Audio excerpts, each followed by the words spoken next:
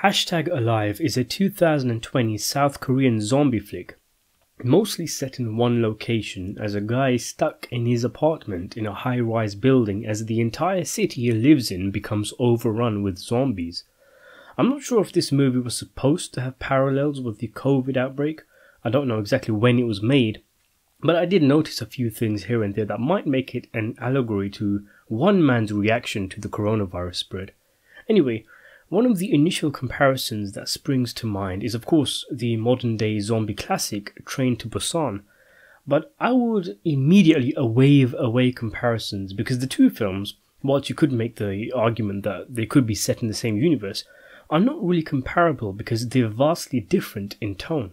Train to Busan is a very serious film, very emotional in places, whereas #Alive is a lot lighter. It doesn't take itself that seriously, it's even quite funny in places, and the main character is a bit of an idiot, which is made clear many times in the film, and which perhaps makes the movie more interesting because it is basically a look at what a stupid person would do in a zombie outbreak. I felt the film was serviceable. It's a good popcorn flick. It's short, it jumps straight into it, with the zombies popping up within about, 5 minutes into the film. And though it starts to touch on deep themes of loneliness and isolation, it throws these out of the window as soon as the movie starts to slow down in favour of our hero bashing zombies in the face. It knows what it is, and because of that, some of the glaring inconsistencies and holes, such as how the zombies are super sensitive to sound, or just downright deaf when the plot suits, or how the guy apparently stays in an apartment for days without electricity but his beard doesn't grow, are more forgivable.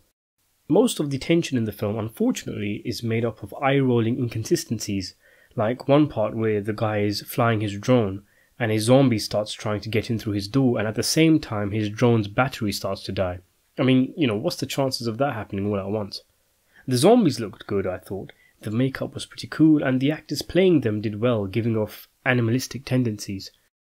Overall, the film is pretty generic, by the numbers and predictable, but good fun if you're looking for something to kill time with. I give it a 6 out of 10.